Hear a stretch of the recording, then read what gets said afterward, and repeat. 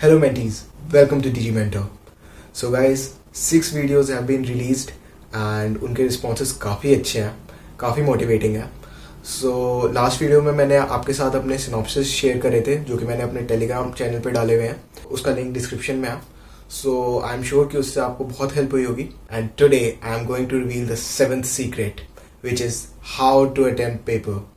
सो guys, आज की video में हम बात करने वाले हैं उन स्ट्रेटजीज के बारे में जिनकी मदद से आप अपने पेपर में अपनी बेस्ट परफॉर्मेंस दे सकते हैं.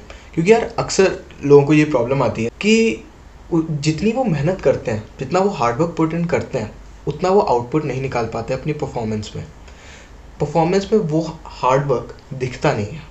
और उसका मेजर रीज़न यही होता है कि हमारी जो पेपर के वक्त स्ट्रेटजी है उसमें कहीं कुछ गड़बड़ है. तो दोस्तों, एग्ज़ाम में अच्छा परफॉर्म करने की और अपने हार्डवर्क से 10 टाइम्स बेटर परफॉर्म करने की स्ट्रैटेजीज़ बनानी बहुत आसान है. बट ये स्ट्रैटेजीज़ हर बच्चे के लिए डिफरेंट होती है. It differs from student to student. तो मैं आपके लिए स्ट्रैटेजी नहीं बनाऊंगा, मैं आपको उतनी नॉलेज दूंगा जिससे कि आप अपने लिए स्ट्रैटेजी बना पाए. मैं आपको पूरा आइडिया दूंगा कि कैसे अपने लिए एक अच्छी स्ट्रैटेजी बनानी है. बट वो स्ट्रैटेजी बनानी होगी आपको खुद, क्योंकि हर स्टूडेंट के लिए एक अलग स्ट्रैटेजी होती है. हर स्टूडेंट की अपनी स्ट्रेंथ होती हैं, अपनी वीकनेस होती हैं और उसके अकॉर्डिंग ही स्ट्रैटेजी बनती है. सो गाइज, वीडियो को एंड तक देखना यार, क्योंकि जो फाइनल स्ट्रैटेजी होने वाली है वो गेम चेंजर स्ट्रैटेजी होगी. उसको यूज़ करके मैंने अपनी परफॉर्मेंस को 97.6 परसेंटाइल इन मेंस 1 से 99.51 परसेंटाइल इन मेंस 2 में कन्वर्ट किया था. So guys, let's not waste any more time and let's begin. So हम अपना वीडियो स्टार्ट करेंगे कैसे हमें तीनों सब्जेक्ट्स में टाइम डिस्ट्रीब्यूट करना है. 3 subjects, physics, chemistry, maths, 3 subject हैं. हमारे पास 180 मिनट्स हैं, 3 घंटे, ठीक है. और तीनों सब्जेक्ट्स में इक्वली डिस्ट्रीब्यूटेड होते हैं questions, 25 questions each subject, right. But हमारा जो टाइम है वो इक्वली डिस्ट्रीब्यूटेड नहीं होने वाला है. वाई, मैं बताऊंगा. सी, हमने थ्योरी वर्सेस प्रैक्टिस के वीडियो में ये डिस्कस किया था कि क्या रेशियो है हर सब्जेक्ट में थ्योरी और प्रैक्टिस का, ठीक है. तो वो पेपर में भी देखा जाता है कि थ्योरी और न्यूमेरिकल्स का क्या रेशियो है. So if you talk about physics, उसमें थ्योरेटिकल और numerical questions usually and general pattern almost equal होते हैं, दोनों का रेशियो, ठीक है ना. 1:1 का रेशियो होता है यूजुअली. तो फिज़िक्स में इसीलिए हम 60 मिनट्स देंगे, ठीक है. सो 180 में से 60 मिनट्स गए फॉर फिज़िक्स. ऑर्डर की हम बाद में बात करेंगे, अभी हम टाइम डिस्ट्रीब्यूशन की बात कर रहे हैं. Next comes chemistry. केमिस्ट्री में हमने पहले ही बात करी है कि थ्योरी ज़्यादा होती है और न्यूमेरिकल थोड़े कम होते हैं कंपैरेटिवली. फिजिकल में यूजुअली न्यूमेरिकल्स होते हैं, बाकी थ्योरेटिकल ही होता है यूजुअली. सो इसलिए हम, क्योंकि यार theoretical question takes less time and the numerical question takes little more time, ठीक है ना. थ्योरेटिकल में तुम्हें सिर्फ सोचना है, कुछ लिखना नहीं है, कुछ कैलकुलेट नहीं करना. अगर आता है तो आता है, नहीं आता तो नहीं आता, सिंपल एज दैट. थ्योरेटिकल में आसानी हो जाती है. न्यूमेरिकल में आपको सॉल्व करना है, आपको सॉल्व करके पता चलता है कि आपको आता है या नहीं आता. यूजुअली यही होता है. कभी कभार पहले भी पता चल जाता है कि फॉर्मूला ही नहीं आता, तो दैट्स सिंपल. बट इसलिए मैंने कहा है कि केमिस्ट्री को हमने यहाँ पे 45 मिनट्स दिए हैं, to be specific 30 to 45 minutes, I mean, ठीक है ना. 45 मिनट्स पे स्टिक नहीं करना है, 30 to 45 मिनट्स. थोड़ा वेरी करेगा, ठीक है ना, पर्सन टू पर्सन. क्यों वेरी करेगा मैं अभी बताऊँगा. फिर नेक्स्ट कम्स मैथ्स. वहाँ पे ऑब्वियसली न्यूमेरिकल पार्ट ज़्यादा होता है और थ्योरेटिकल कम होता है.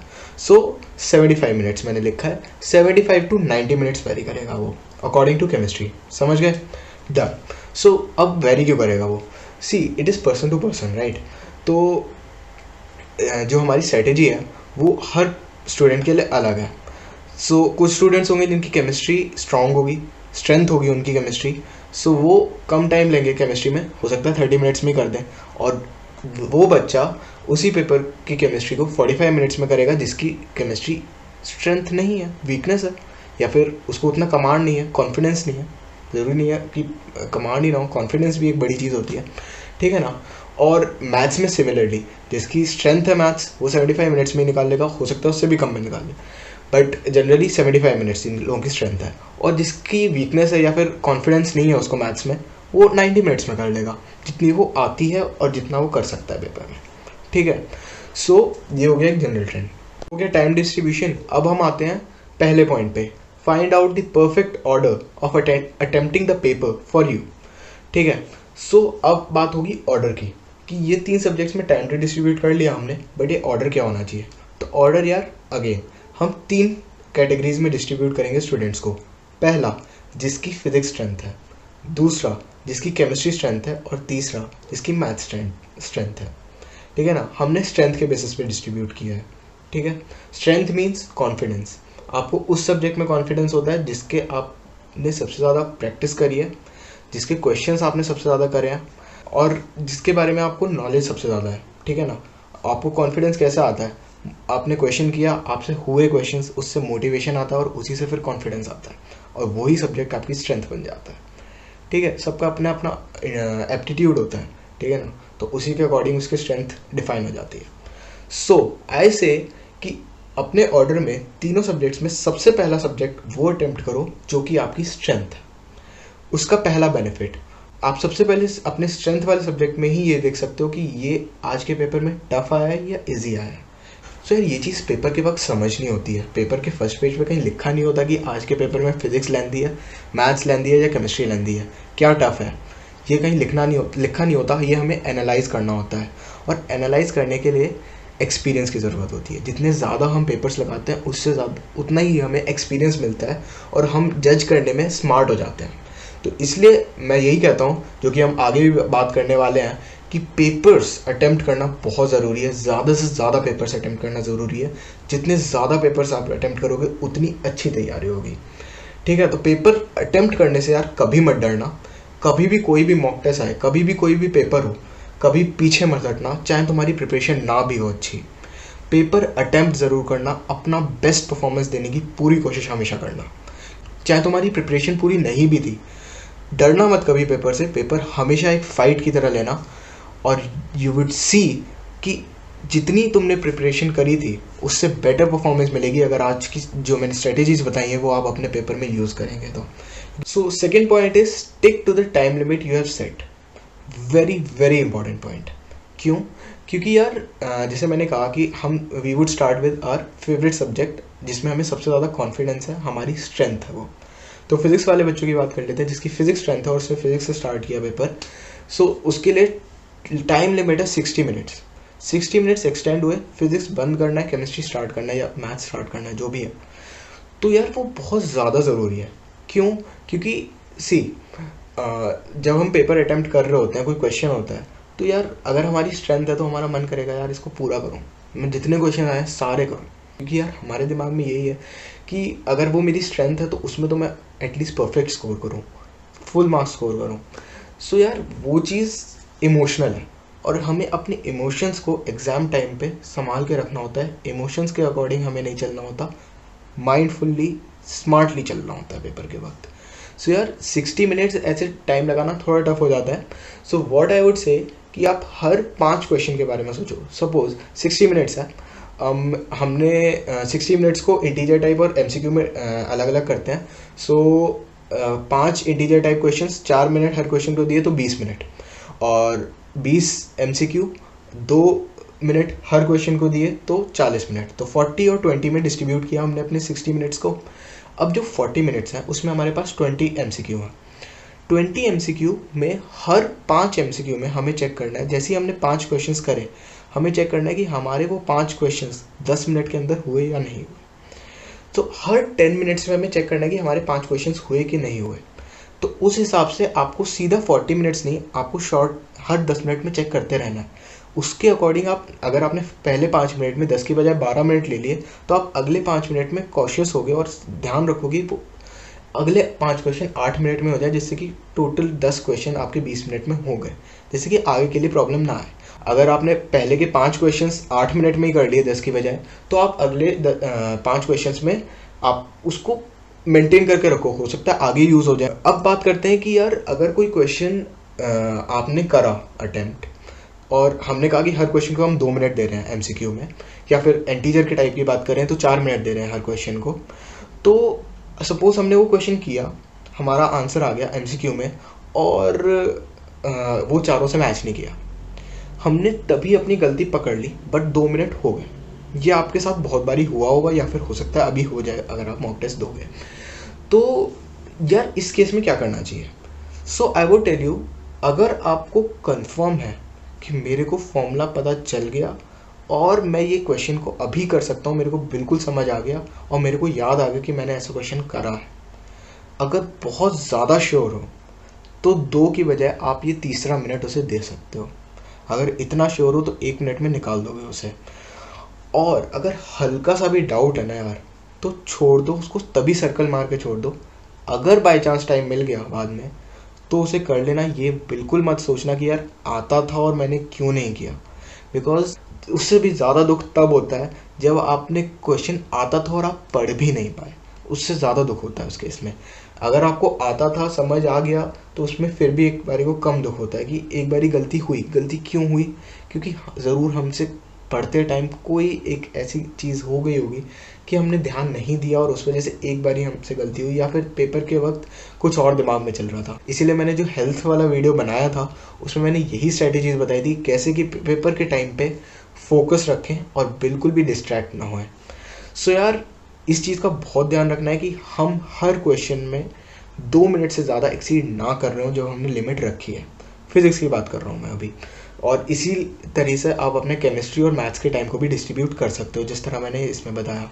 इंटीजर टाइप में भी सिंपल है, जैसे 4 मिनट हर क्वेश्चन को दिए मैंने फिजिक्स के इंटीजर टाइप्स को, तो मेरे को 4 मिनट पे स्टिक करना है।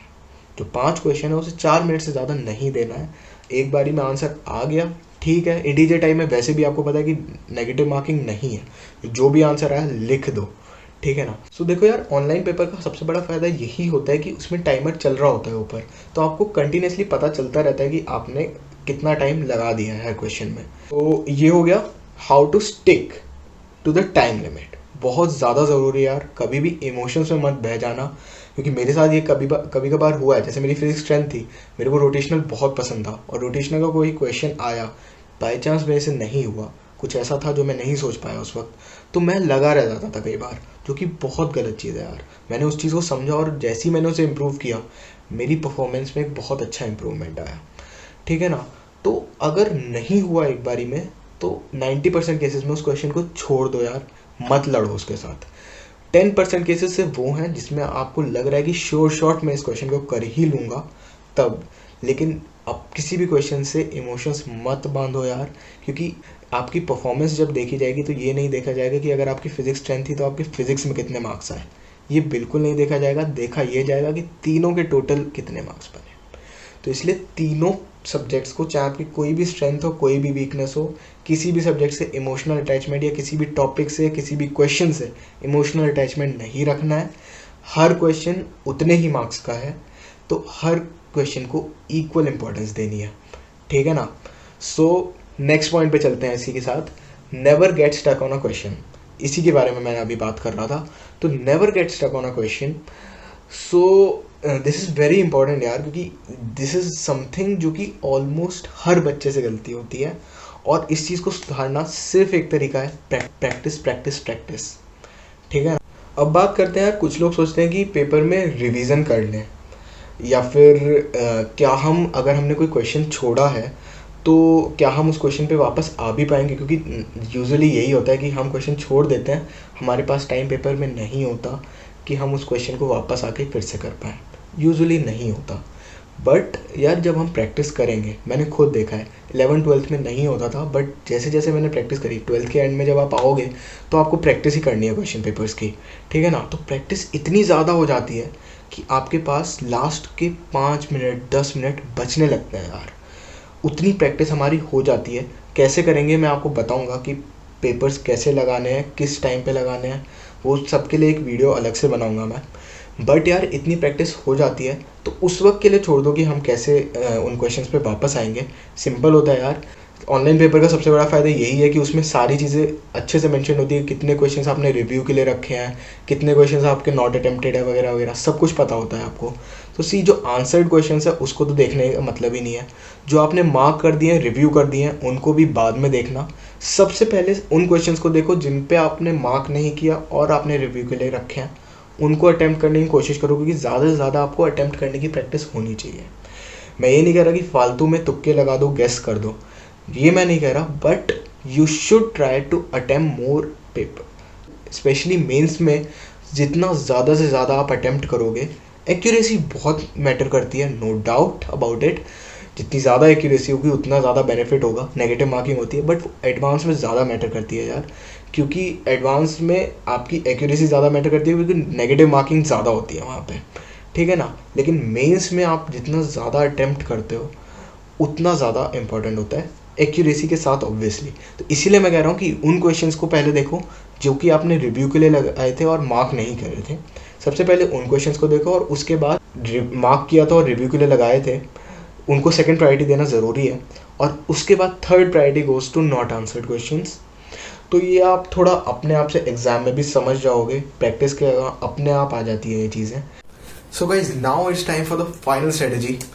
सो मेंस 1 के बाद मैं अपनी स्टोरी बताऊं तो मेंस 1 के बाद मैं थोड़ा सा डिसअपॉइंटेड था अपने रिजल्ट से, क्योंकि आई फेल्ट कि मेरा जो रिज़ल्ट है वो मेरी मेहनत को रिफ्लेक्ट नहीं कर रहा।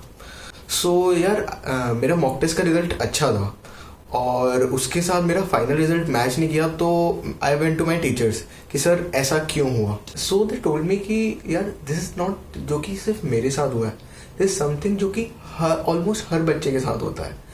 और उसका रीज़न ये होता है कि जब हम मॉक टेस्ट देने जाते हैं तो मॉक टेस्ट के केस में हमें पता होता है कि यार आज का पेपर अगर अच्छा नहीं भी हुआ तो अगला पेपर अच्छा हो जाएगा। बट जब फाइनल पेपर होता है तो हम पे बहुत ज़्यादा प्रेशर होता है यार। वो प्रेशर क्यों आता है? वो प्रेशर आता है एक्सपेक्टेशंस की वजह से। वो एक्सपेक्टेशंस किसकी होंगी? वो एक्सपेक्टेशंस हमारे टीचर की होंगी हमसे, वो एक्सपेक्टेशंस हमारी पेरेंट्स की होंगी हमसे, और वो एक्सपेक्टेशंस हमारी होंगी अपने आप से। सो गाइस ये जो एक्सपेक्टेशंस है इस वजह से एक प्रेशर क्रिएट होता है। व्हाट दे एडवाइज मी कि जब मैं एग्जाम हॉल में घुस रहा हूँ तो डोर पे ही अपनी सारी एक्सपेक्टेशंस को छोड़ के फिर अंदर जाऊँ। आई मीन कि लाइक आप जब हॉल में जाओगे तो आप सीट पे बैठोगे, आपके सामने आपका कंप्यूटर स्क्रीन होगा। सो कंप्यूटर स्क्रीन पे इनिशियली एक टाइमर चल रहा होगा कि इतने टाइम बाद आपका पेपर स्टार्ट होगा। तो यार वो जब टाइमर चल रहा होता है ना, एक एक सेकेंड उसका चल रहा होता है, तो आपकी धड़कनें बढ़ रही होती हैं। सो दिस इज समथिंग जो कि उस हॉल में सारे बच्चे एक्सपीरियंस कर रहे हैं। बट जिस बच्चे ने उस प्रेशर को कंट्रोल कर लिया वो ही बैटल जीत जाएगा। So how to control that pressure? आपको अपने माइंड के साथ प्ले करना है। What do you have to do कि आपको सोचना नहीं है कि इस रिजल्ट से क्या होगा, इस रिजल्ट के आने के बाद क्या मेरी लाइफ में क्या होगा, वो सारी चीज़ें कुछ नहीं सोचनी है। आपको सिर्फ अपनी नॉलेज को ध्यान रखना है। Try to take it as a mock test. Possible नहीं होता, मुश्किल होता है, बट असली पेपर को मॉक टेस्ट की तरह लेने की कोशिश करो और मॉक टेस्ट को इतनी सीरियसली लो कि वो असली पेपर है। सो तब जाके कोई बैलेंस मेंटेन होगा आपके मॉक टेस्ट और असली पेपर के रिजल्ट में। पहली इंपॉर्टेंट चीज़। और दूसरी इंपॉर्टेंट चीज़, अपने इमोशंस को कंट्रोल करने का सिर्फ एक तरीका है, अपने माइंड के साथ प्ले करना होगा आपको। माइंड को यार ये समझाओ कि मेंस तो ठीक है यार, वो तो मेंस तो मैं करूँगा ही क्रैक, मेरे को तो एडवांस के बारे में सोचना है, मेरे को तो IIT जाना है तो एडवांस के बारे में सोचना है। तो दिस इज समथिंग जो कि आपको हेल्प करेगा अपने माइंड के साथ प्ले करने में और प्रेशर को बहुत ज़्यादा रिड्यूस कर देगा। बेस्ट थिंग इज कि आप अपनी सिर्फ नॉलेज के बारे में सोचो और किसी चीज़ के बारे में मत सोचो। अपने आप को मोटिवेट करते रहो अंदर से। सो यार यही थी वो स्ट्रैटेजी जिसने मुझे हेल्प किया, मुझे मोटिवेट किया कि मैं मेंस 2 में अपना बेस्ट दे पाया, अपने हार्डवर्क से 10 टाइम्स बेटर परफॉर्मेंस दे पाया। So that's all for this video. And guys अगर आपके कोई भी क्वेश्चंस है या सजेशंस है then most welcome, you can write in the comment box and I would love to answer. Hit the like button because that motivates me to make more such interesting content. You can also follow me on my Insta and Facebook account. The links are down in the description box. And that's all. Goodbye, happy learning, and all the best.